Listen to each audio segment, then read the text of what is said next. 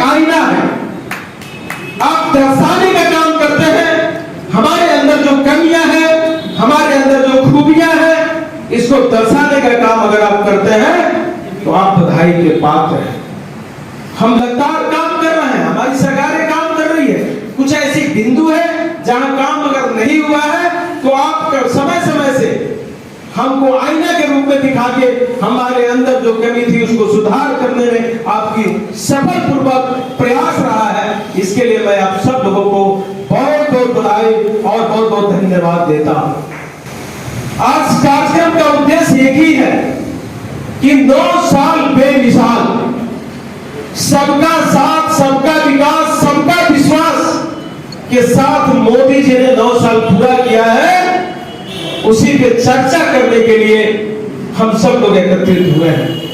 अगर सही दिशा में मोदी जी ने काम किया है तो हम सब लोगों की दायित्व बनती है कि मोदी जी को प्रमोट करें, मोदी जी के कामों को जन जन तक पहुंचाएं।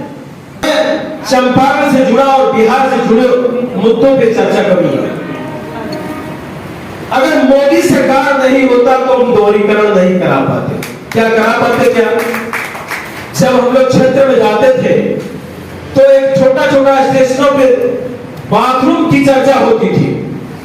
आज मोदी सरकार मुजफ्फरपुर से लेके गोरखपुर भाया चंपारण होते हुए आज दोहरीकरण हो रहा है, उसमें स्टेशन का भी कायाकल्प होने का काम हो रहा है। आज शौचालय के लिए नरकटिया, भैरवगंज, खरपोखरा, सिक्का तरस नहीं रहा है। बेहतर ढंग से दोहरीकरण के साथ साथ स्टेशन का भी नया तरीका से, नया ढंग से काम किया जा रहा है। ये मोदी सरकार की उपलब्धि है, मोदी सरकार का देन है। नरकटियागंज आरोगी एक समस्या थी, जब इच्छा करता था कि भी अगर ट्रेन आने के समय में बंद हो गया तो दूसरा ट्रेन पास कराने में आधा घंटा समय लग जाता था। अगर मोदी सरकार नहीं होता तो क्या आरोपी नरकटियागंज का बन पाता? क्या नहीं बन पाता।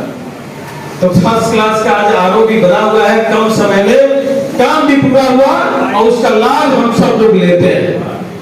बगहा में 2 आरोपी का काम चल रहा है। हमको उम्मीद है कि 6 महीने के अंदर में उस योजना को पूर्ण कर दिया जाएगा और वहां की रिजार्म की समस्या हमेशा हमेशा के लिए मिटा दिया जाएगा। तो मोदी सरकार और गडकरी जी का देन है।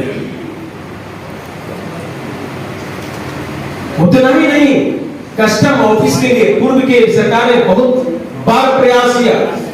अगर मोदी सरकार नहीं होता तो कस्टम ऑफिस का उद्घाटन कर पाते क्या, करवा पाते क्या? मोदी सरकार अगर है, काम करने का इच्छा शक्ति है, तो चंपारण में कस्टम ऑफिस भी खुला, वाल्मीकि नगर बराज पे, तो मोदी सरकार की उपलब्धि है। हम सब लोग यहाँ बैठे हैं, जो दिख रहा है, जब हम बेतिया से पगहा के लिए बढ़ते थे तो बजरंगबली का पाठ जरूर करते थे कि आए दिन कभी ना कभी मेरी गाड़ी पलट सकती है। यही सोच के चलते थे कि 4 घंटा टाइम चाहिए मुझे बगहा पहुंचने के लिए। लेकिन आज रेणु दीदी बता रही थी कि सुबह 7:30 बजे वहां 45 मिनट के अंदर हम बेतिया से कब बगहा पहुंच गए इसका अंदाजा ही नहीं लगा। तो आज योजना बोलता है उसको केवल धरातल पे जनमानस में ले जाके दिखाने का एक सपोर्ट आपसे मांगते हैं कि मोदी ने देश का सेवा किया है, मोदी ने देश को मजबूत करने का काम किया है, तो आपकी सहयोग अपेक्षित है। उतना ही नहीं, 80 करोड़ लोगों को लाभ दिया गया, इसमें उन्होंने बताया 100 देशों को भारत का वैक्सीन, कोरोना वैक्सीन जो कोरोना से लड़ सकता है, कोरोना से मुक्ति दिलवा सकता है, 100 देशों को देने का काम भारत ने किया है। इसके पहले कोई सरकार अपने वैज्ञानिक पर भरोसा भी नहीं करता था। आज स्टार्टअप इंडिया, कोरोना काल में एक मजदूर जो किसी फैक्ट्री में जाके मजदूरी करता था और मोदी सरकार ने कहा कि local for vocal, startup zone, Chanpatia इसका जीता जागता प्रमाण है। एक नौजवान जो मजदूर के रूप में काम करता था आज फैक्ट्री डाल के कपड़ा बनाने का फैक्ट्री डाल के काम कर रहा है। तो अगर मोदी ने देशभक्ति का काम किया है तो उसका मार्केटिंग आप ही के माध्यम से हो सकता है। तो भाजपा के एमपी हैं, हम तो गाहे बेगाहे भारतीय जनता पार्टी के पक्ष में बोलते ही हैं। हम पर कितना जनता भरोसा करती है ये तो जनता के ऊपर डिपेंड करता है, लेकिन आप समाज के आईना है।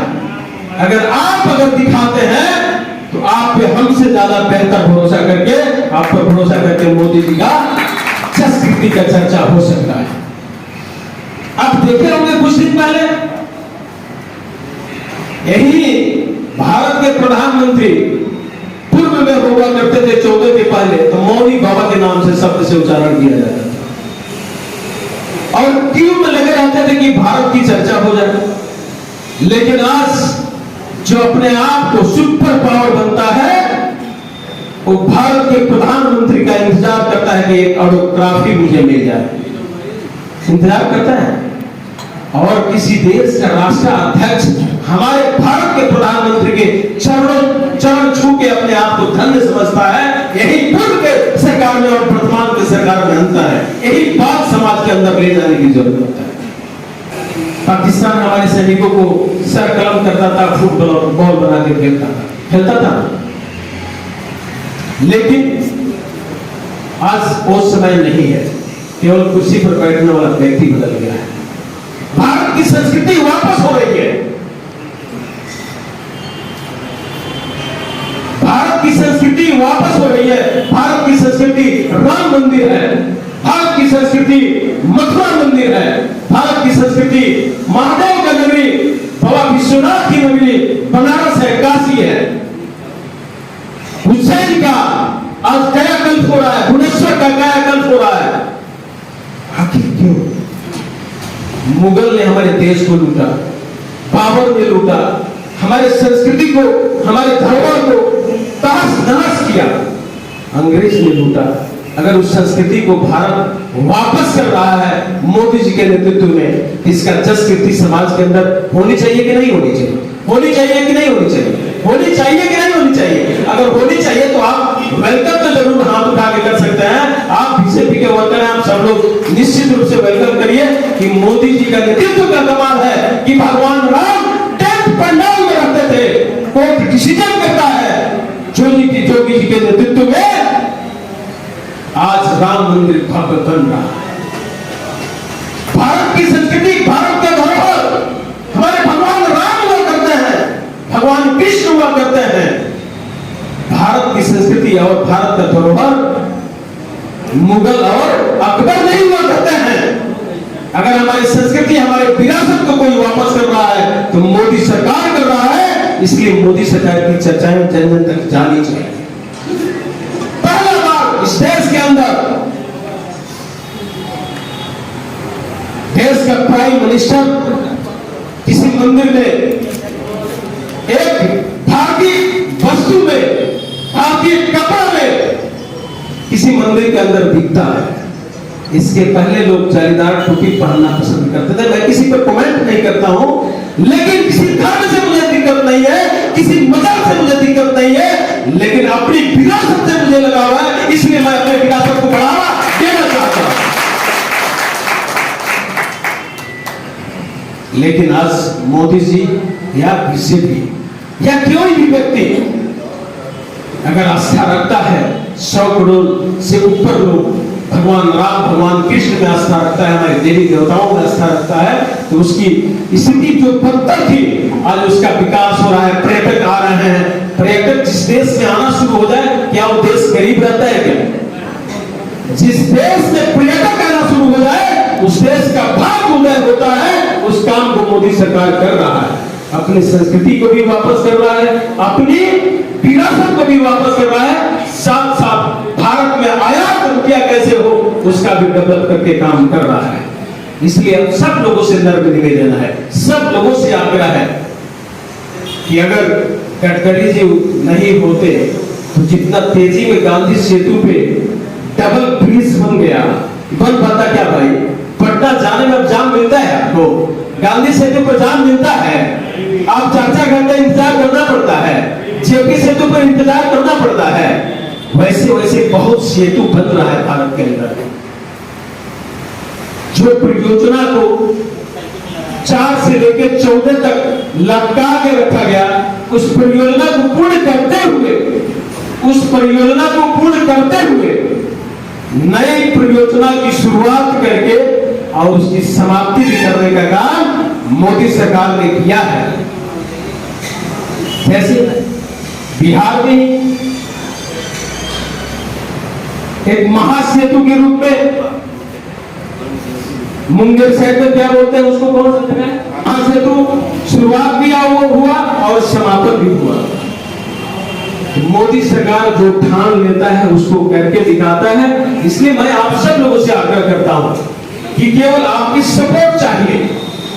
आप इनोसेंट व्यक्ति हैं, आप समाज के आईना है, आप दर्पण हैं, आप युवा शक्ति हैं, आप जिधर चाहेंगे उधर जमाने को मोड़ सकते हैं। अगर कभी कभी ऐसा होता है कि जब इस धरती पे अत्याचार बढ़ा है तो उस अत्याचार को समाप्त करने के लिए कोई ना कोई पैदा हुआ है। इस लोकतंत्र में जो अत्याचार, भ्रष्टाचार की लगातार एक पटोरी बनती जा रही थी, एक पिटारा सही दिशा में नया भारत बनाने के लिए काम किया है, उसका सपोर्ट चाहिए आपसे। आप हमारी ताकत है। कम से कम भारत कहीं अब जाता है, भारत के लोग किसी देश में है तो सम्मान के साथ जीता है। यूक्रेन और रूस से जब लड़ाई फंसी तो भारत के तिरंगे का कितना महत्व दिखाया गया, वहां देखा होंगे ना। आपके देश के प्राइम मिनिस्टर वहां के दोनों राष्ट्राध्यक्ष से बात करता है और तिरंगा यात्रा लेके आपके देश के नौजवान के साथ साथ दूसरे देश के भी नौजवान तिरंगा, भारत का तिरंगा लेके अपने आप को सुरक्षित महसूस करता है और अपने वतन को लौटता है। ये मोदी सरकार का है।